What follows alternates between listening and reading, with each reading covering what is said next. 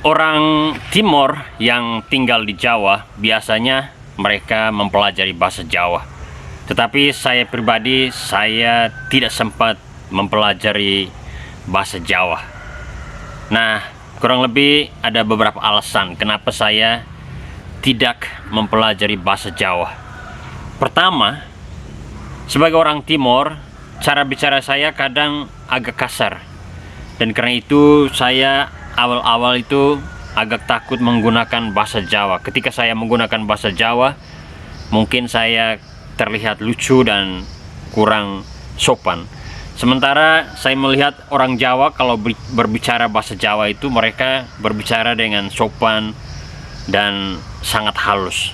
Karena itu waktu itu saya berpikir saya sebaiknya tidak berbicara bahasa Jawa. Yang kedua, orang Timor itu dididik atau dibesarkan dalam kebudayaan yang bahasanya itu bersifat demokratis. Dalam arti bahasa orang Timor itu tidak ada tingkat-tingkat yang harus diikuti ya. Jadi tidak ada tingkatan-tingkatan bahasa, atau tidak ada beberapa jenis bahasa yang dipakai untuk orang-orang tertentu. Misalnya untuk orang dewasa, pemimpin, orang tua, teman-teman, dan anak-anak. Nah, ini berbeda sekali dengan bahasa Jawa. Bahasa Jawa itu yang saya ketahui ketika saya awal-awal tinggal di Jawa, itu memiliki beberapa tingkatan. Ada yang mereka sebut sebagai bahasa Jawa ngoko, itu bahasa Jawa yang kasar. Jadi bahasa Jawa yang biasanya digunakan oleh seseorang dengan orang lain yang sebaya atau sepantaran. Misalnya anak-anak menggunakan bahasa ngoko ketika mereka bercakap-cakap dengan sesamanya, atau antara orang dewasa mereka menggunakan bahasa ngoko ketika mereka hidup dalam level kebudayaan dan ekonomi yang sama. Mereka menggunakan ngoko. Lalu ada tingkatan lain yang disebut bahasa Jawa kromo. Nah, ini bahasa Jawa halus mereka bilang. Dan ini biasanya digunakan oleh anak-anak kepada orang tua, atau orang dewasa kepada orang yang memiliki kepemimpinan religius atau kultural tertentu di dalam masyarakat Jawa. Dan mereka menggunakan bahasa Jawa kromo atau bahasa Jawa halus agar dalam proses komunikasi itu mereka menampakkan kesopanan mereka kepada orang yang memiliki kekuasaan atau otoritas yang lebih tinggi dari mereka. Lalu ada satu lagi tingkatan yang paling tinggi, itu mereka sebut sebagai bahasa Jawa kromo hinggil. Nah, ini bahasa Jawa yang digunakan di dalam keraton. Ini misalnya digunakan oleh abdi dalem ketika dia berbicara dengan sultan atau keluarganya sultan. Entahkah sultan di Yogyakarta atau sultan di Solo. Jadi mereka menggunakan bahasa kromo hinggil. Nah, kebetulan ketika saya pertama kali datang ke Jawa, tidak lama setelah itu saya membaca tulisannya Benedict Anderson yang berjudul Language and Power. Nah, di situ dia jelaskan juga soal bagaimana budaya Jawa, ya salah satunya berkaitan dengan bahasa. Dan beberapa tulisan-tulisan lain tentang Jawa yang saya pelajari yang juga membahas soal bahasa, yakni bahasa Jawa yang bertingkat-tingkat. Dan karena itu bahasa Jawa itu tidak seperti bahasa orang-orang dari Indonesia Timur yang demokratis. Bahasa Jawa itu dianggap tidak demokratis karena ada tingkatan-tingkatan itu.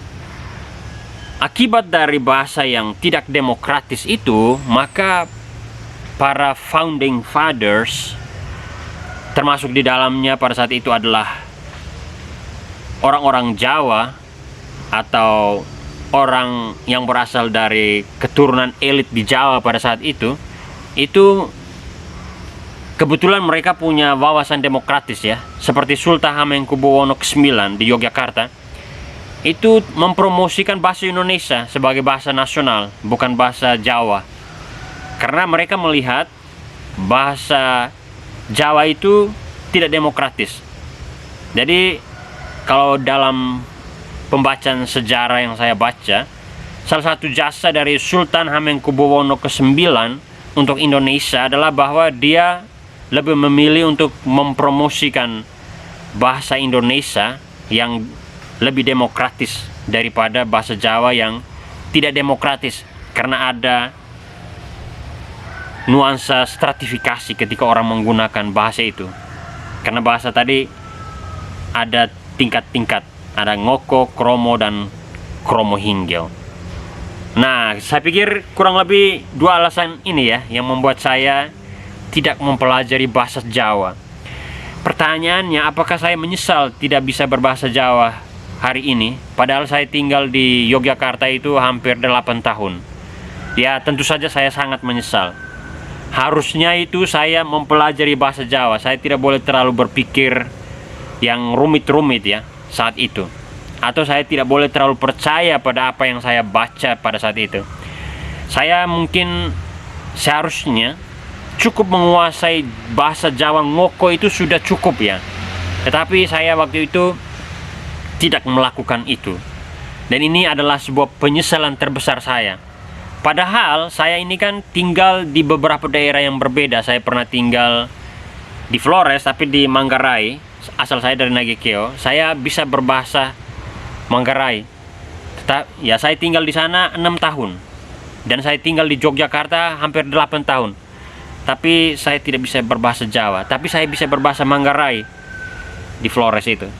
Nah, ini penyesalan yang sangat besar. Kalau seandainya saya bisa berbahasa Jawa, mungkin bahasa Jawa saya itu bisa menghasilkan uang untuk saya ketika saya misalnya berbicara di depan kamera saat ini dengan menggunakan bahasa Jawa. Tapi saya berniat untuk mempelajari bahasa Jawa. Ya, mungkin saya harus alokasikan waktu 1 atau 2 tahun ke depan. Saya akan mempelajari bahasa Jawa sedikit demi sedikit. Saya sekarang mulai melihat beberapa buku bahasa Jawa, termasuk buku-buku tata bahasa dan juga kosakata, kamus, dan lain sebagainya, yang ingin saya pesan secara online supaya saya pelajari. Dan saya harap suatu saat saya bisa berbicara di depan kamera ini dengan menggunakan bahasa Jawa. Sampai jumpa di video-video saya yang lain. Kalau Anda punya saran-saran agar saya bisa mempelajari bahasa Jawa dengan benar, tepat, dan cepat, Anda coba tulis di kolom komentar di bawah ini. Siapa tahu saran-saran Anda membantu saya agar saya bisa mengakuisisi bahasa Jawa dengan lebih cepat. Oke.